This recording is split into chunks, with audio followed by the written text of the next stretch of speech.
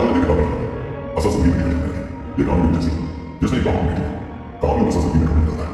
क्या मुझे वापस आने से पाएगा?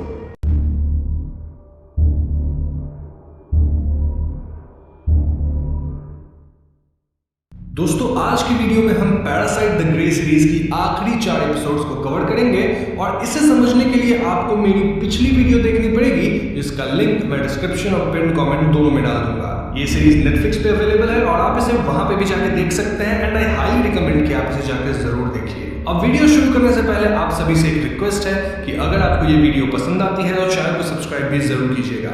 So now that said, let's roll the intro.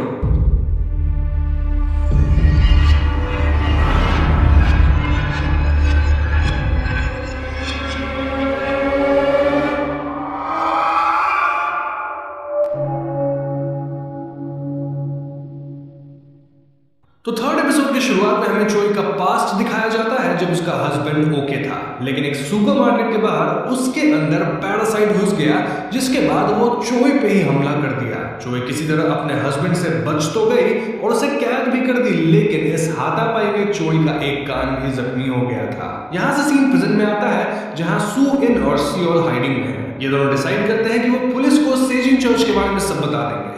Seoul random phone से किम को कॉल करके बताता है कि सेजिन चर्च में पैरासाइट्स का डेरा है और ये बात किम से गैंग को पता लगती है एंड फाइनली चोरी तक पहुंच जाती है। ऐसे में पुलिस ग्रे टीम के साथ सेजिन चर्च पे रेड करती है, लेकिन इन्हें यहाँ एक भी मॉन्स्टर नहीं मिलता। ऑल्दो इन्हें ढेर सारी लाशें जरूर मिलती हैं जिससे सब समझ जाते हैं कि पैरासाइट्स यहाँ पे थे तो जरूर, बस वो ऐन वक्त पे जगह खाली कर दी है। छानबीन के दौरान किम को यहाँ सू इन का कीरिंग मिलता है जो कि शायद भाग दौड़ में सू इन से गलती से गिर गया होगा। इससे किम को अब सू इन पे दोबारा शक होने लग गया था क्योंकि सू इन एग्जैक्टली यहाँ थी तभी तो उसका कीरिंग यहाँ गिरा। एंड देन हम जानते ही हैं कि चोई को तो सू इन पे शक है ही। इनफैक्ट चोई देख लेती है कि किम इस कीरिंग को छुपाकर अपने पॉकेट में रख लिए थे। इस रेड से ज्यादा कुछ तो अचीव नहीं हुआ, लेकिन इतना जरूर पता लग गया कि चर्च का पास्टर भी एक पैरासाइट है। तो इसके बाद हम कैंग को देखते हैं जो कि एक अनजान लोकेशन पे जाता है और ये जगह पैरासाइट्स का नया अड्डा था। हम जान पाते हैं कि कैंग पैरासाइट्स की मदद कर रहा था और उसके ही इन्फॉर्म करने से पैरासाइट्स सेजिन चर्च को सही टाइम पे खाली करके निकल गए थे। अब कैंग पैरासाइट्स की मदद क्यों कर रहा है वो हमें आगे पता चल जाएगा।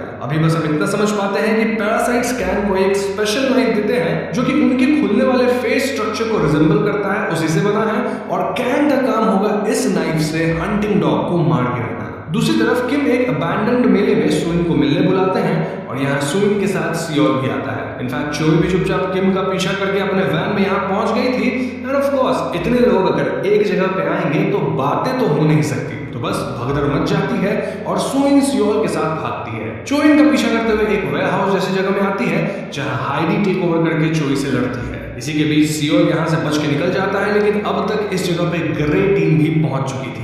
अब इसी भगदड़ का और मूवमेंट का फायदा उठाकर कैंग अकेले में हंटिंग डॉग तक जाता है और उसे स्पेशल नाइफ से मार डालता है। फॉर्चुनेटली सियोल भी वहीं भाग रहा था और वो कैंग को ऐसा करते देख लेता है ना। वेयर हाउस के अंदर हाइडी पकड़ी जाती है, लेकिन अच्छी बात ये थी कि सू इन को हाइडी वाले फॉर्म में सिर्फ चोई ही देखी थी, बाकी सब नॉर्मल ह्यूमन जैसा ही देखे थे। कि यहाँ सबको सू इन को शूट करने से रोकता है और उसे बंदी बना के बाहर लाया जाता है। अब बाहर ग्रे टीम वाले पाते हैं कि हंटिंग डॉग मारा जा चुका है और जब ये पैरासाइट्स वाले ह्यूमन मरते हैं तो अजीब पुतलों जैसे दिखने लग जाते हैं। ऐसे में चोई वो हेलमेट सू इन को पहना देती है और यहीं पे थर्ड एपिसोड खत्म होता है। अब चौथे एपिसोड के स्टार्टिंग में हम ग्रे टीम के अंदर एक बड़ी कंफ्यूजन देख पाते हैं। क्यों?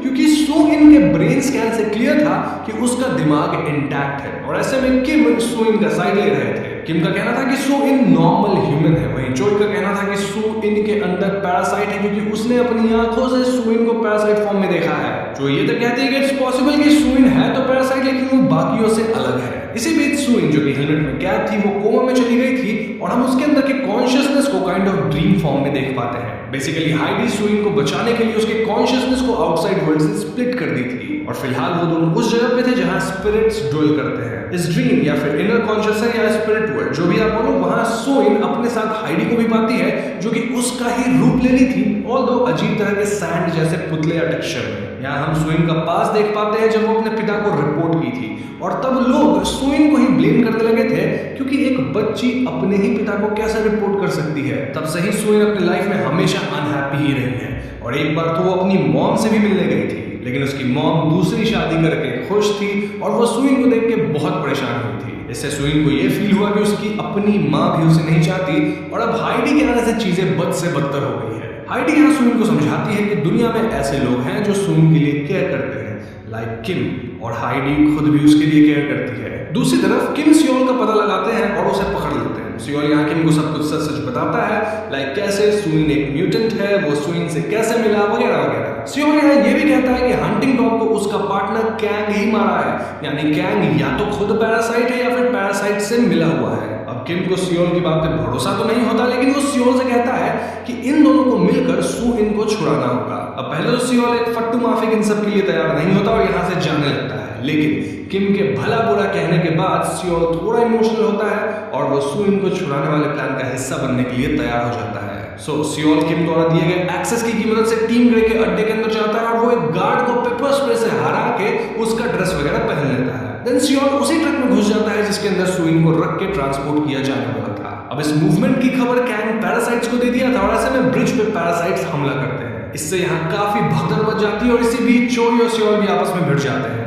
बट पैरासाइट्स के अटैक की वजह से सियोल को थोड़ा मौका मिल जाता है और वो सुइन को छुड़ा के एक कार में भाग निकलता है। अब कैंग भी कार में इस जगह से निकल लेता है और कैंग के साथ कार में किम भी था। सुइन जानती थी कि कैंग किम को भी मार सकता है, इसलिए वो भाग के उस लोकेशन पे जाती है जहां कैंग किम को लेके गया था, यानी पैरासाइट्स के नए अड्डे पे। लेकिन अब तक काफी देर हो गई थी क्योंकि कैंग ओपनली एक्सेप्ट कर लेता है कि वो पैरासाइट से मिला हुआ है। क्यों? क्योंकि बेकार पुलिस की जॉब करके इन्हें क्या ही मिलता है, कुछ नहीं। इनफैक्ट ये लोग अपने बच्चे के लिए अच्छी स्कूल भी अफोर्ड नहीं कर सकते। लेकिन जब पैरासाइट्स टेक ओवर करेंगे और कैंग उनकी उसमें मदद करेगा तो भैया कैंग भी काफी अच्छे पोजीशन में पहुंच जाएगा, तो पैरासाइट से उसको बहुत हेल्प मिलेगा, अमीर हो जाएगा वो। इस पॉइंट पे यहाँ पास्टर भी आ गया था और किम इन पे हमला करने की सोचता है, लेकिन पास्टर के अंदर वाला पैरासाइट सीधा किम का गला ही काट देता है और उसकी जगह खुद का हेड फॉर्म कर लेता है। जी हाँ दोस्तों, इस मेन पैरासाइट की पावर ये थी कि वो अपने टारगेट का गला काट के खुद हेड फॉर्म कर लेता है एंड देन उस बॉडी को कंट्रोल करता है। यहाँ क्लियर था कि किम मारा गया है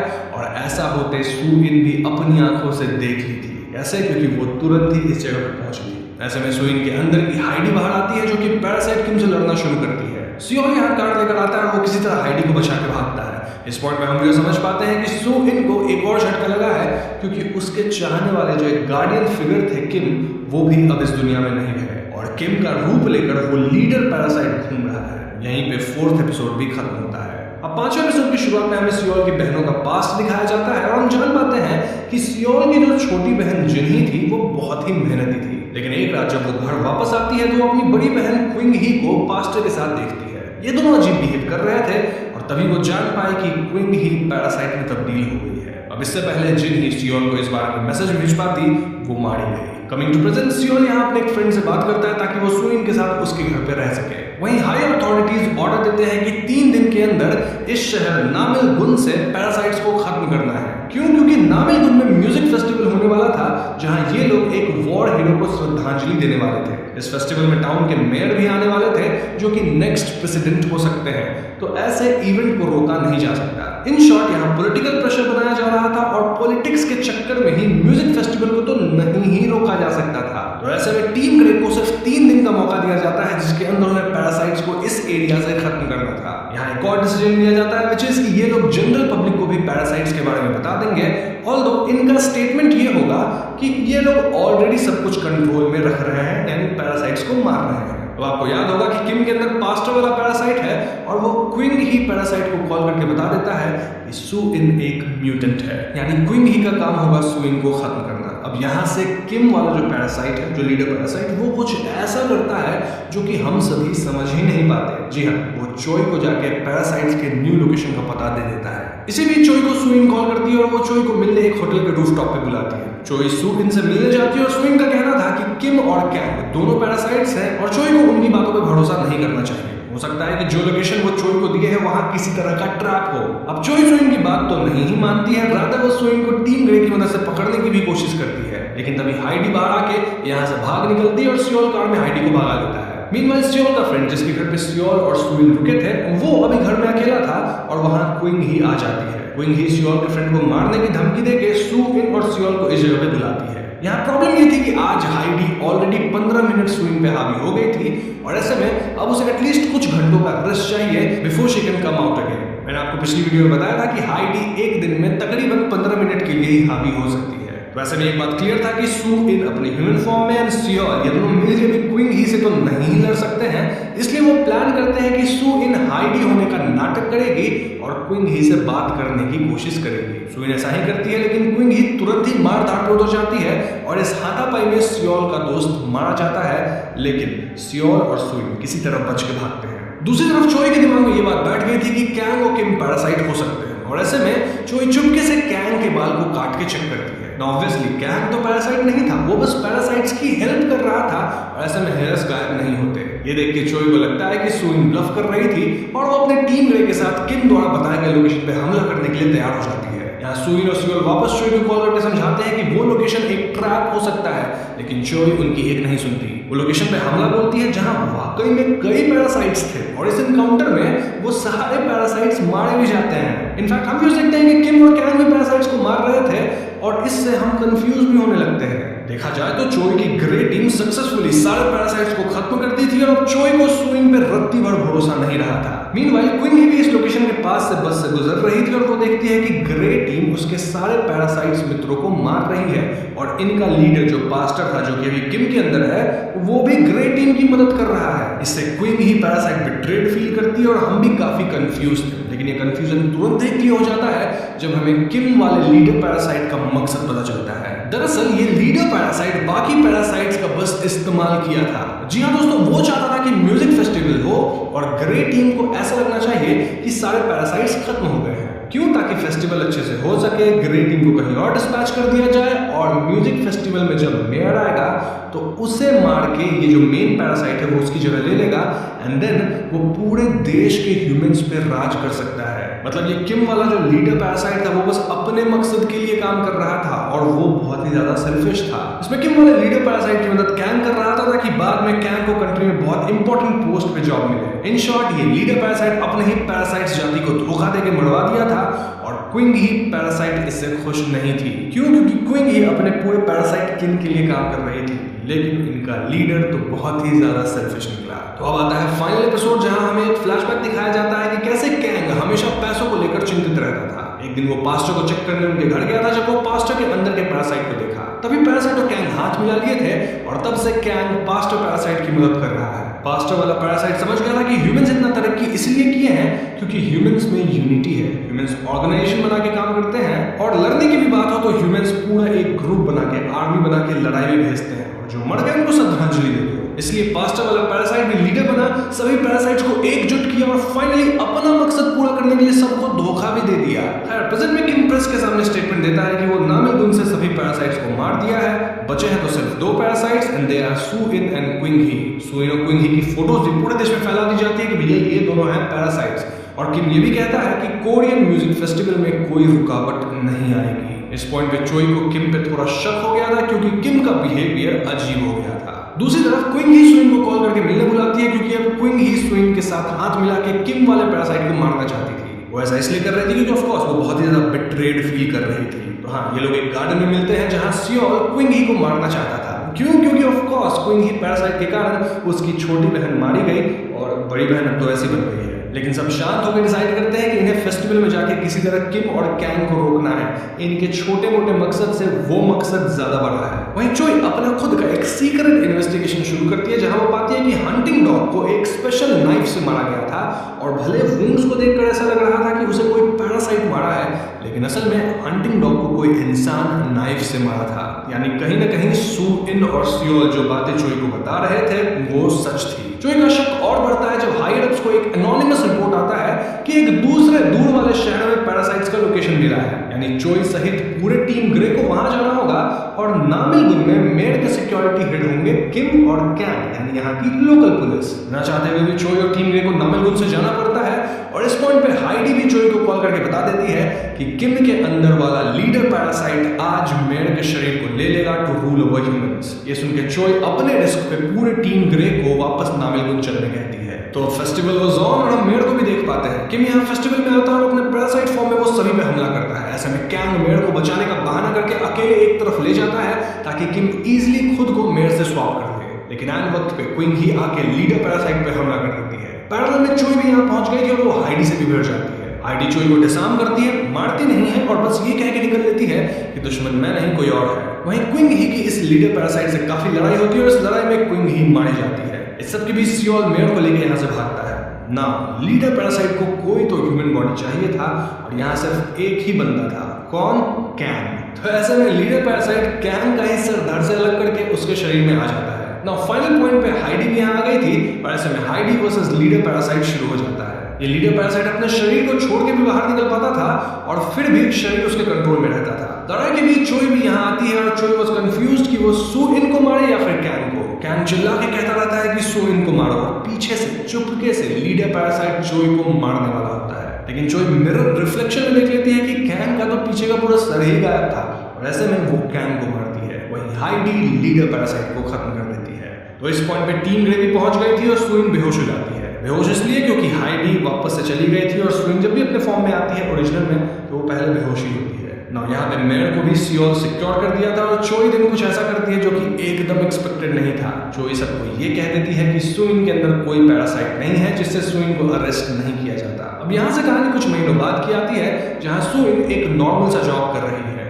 सियोल सुइन से मिलता हुआ बताता है कि वो अब टीम ग्रे का मेंबर बन चुका है, यानी कि वो गुंडागर्दी छोड़ दिया। इनफैक्ट सुइन जब भी चाहे वो भी टीम ग्रे को ज्वाइन कर सकती है। यहाँ हम जान पाते हैं कि हाइडी सुइन के लिए एक बहुत ही प्यारा सा लेटर लिखी है जिसमें हाइडी कह रही थी कि यू आर नॉट अलोन। हम देख पाते हैं कि सियोल और सुइन की बॉन्ड भी अच्छी होने लग गई है। इनफैक्ट हाइडी का भी बॉन्ड सुइन से काफी स्ट्रांग होता जा रहा है और सुइन पहली बार शायद अपनी पूरी जिंदगी में होपफुल दिख रही थी। अब यहाँ से सीरीज का फाइनल सीन आता है जहाँ टीम ग्रे के हेडक्वार्टर्स में एक बंदा चोई से मिलने आया था। ये बंदा खुद को पैरासाइट्स का एक्सपर्ट बता रहा था और इस बंदे का नाम था सिनिची। सिनिची हैंडशेक के लिए अपना हाथ बढ़ाता है और कैमरा उसके हाथ पे फोकस करता है। यहीं पे पैरासाइट द ग्रे सीरीज खत्म हो जाती है। तो दोस्तों ये थी पूरी सीरीज की कहानी और कहानी फेयरली सिंपल है जिसके लिए कुछ एक्स्ट्रा थियरीज या एक्सप्लेनेशन जरूरत नहीं है। सीरीज के एंड में हमें एक नया कैरेक्टर इंट्रोड्यूस कराया गया जिसका नाम सिनिची है। अब जो मांगा पढ़ते हैं या फिर जिन्होंने पैरासाइट द मैक्सिम एनीमे देख रखा है उन्हें पता होगा कि सिनिची के अंदर भी एक पैरासाइट है। लेकिन सिनिची का केस भी सुइन जैसा ही है, यानी एक म्यूटेंट। इनफैक्ट सिनिची का पैरासाइट उसके हैंड के अंदर है और इसीलिए कैमरा हाथ पे फोकस करा था। सिनिची भी एक्चुअल में एक प्रोटैगनिस्ट ही है, लेकिन हमें देखना होगा कि सीजन 2 में उसे कैसे डिपिक्ट किया जाता है। ऐसा मैं इसलिए बोल रहा हूँ क्योंकि इस सीरीज की भले कहानी मांगा के बेस प्लॉट को तो इंटैक्ट रखती है, लेकिन यहाँ कैरेक्टर्स और डिलीवरी में काफी चेंजेस करे गए हैं। In fact Parasyte the Maxim anime का मेन हीरो सिनिची ही है जिसको सीजन के एंड में यहाँ इंट्रोड्यूस किया गया है। तो हाँ, जो भी हो ये सीरीज काफी अमेजिंग थी और मुझे इसके सीजन 2 का इंतजार रहेगा। अब वीडियो खत्म करने से पहले मैं एक और सवाल का जवाब दे देना चाहता हूँ जो कि कई लोग के मन में होगा। सवाल ये कि सुइन के अंदर वाली पैरासाइट हाइडी इतनी पावरफुल कैसे थी? वेल, दूसरा पैरासाइट अपने होस्ट के ब्रेन को खा लिए थे और वो कभी भी शरीर बदल सकते थे, लेकिन हाइडी ये सब नहीं कर सकती थी और ऐसे में हाइडी तभी जिंदा रहती जब सुइन जिंदा रहे। तो हाइडी बहुत अर्जेंसी के साथ लड़ती थी क्योंकि उसकी हर फाइट आखिरी फाइट हो सकती है। साथ ही हाइडी का सुइन के साथ एक बहुत ही तगड़ा बॉन्ड हो गया था, तो इसे हम काइंड ऑफ सिम्बायोटिक रिलेशनशिप भी समझ सकते हैं। इसी रिलेशनशिप के कारण हाइडी दूसरे पैरासाइट से लड़ने वगैरह में स्ट्रॉन्ग है। उम्मीद करता हूँ आपके लिए ये पॉइंट भी अब क्लियर हो गया होगा। वैसे यहाँ अगर आप चाहें तो मैं पैरासाइट द मैक्सिम की एक्सप्लेनेशन भी लेकर आ सकता हूँ जो कि एक एनीमे है। उसके लिए आपको इस वीडियो पे 20 के लाइक्स कंप्लीट करने होंगे और कमेंट्स में भी आपको बताना होगा कि भैया आपको चाहिए पैरासाइट द मैक्सिम की एक्सप्लेनेशन, क्योंकि नहीं चाहिए तो लाने का कोई फायदा नहीं। तो बस आज की वीडियो में इतना ही। जाने से पहले हमारे चैनल को सब्सक्राइब भी जरूर कीजिएगा क्योंकि हम अपने चैनल पर ऐसे वीडियोस लाते रहते हैं। पीस।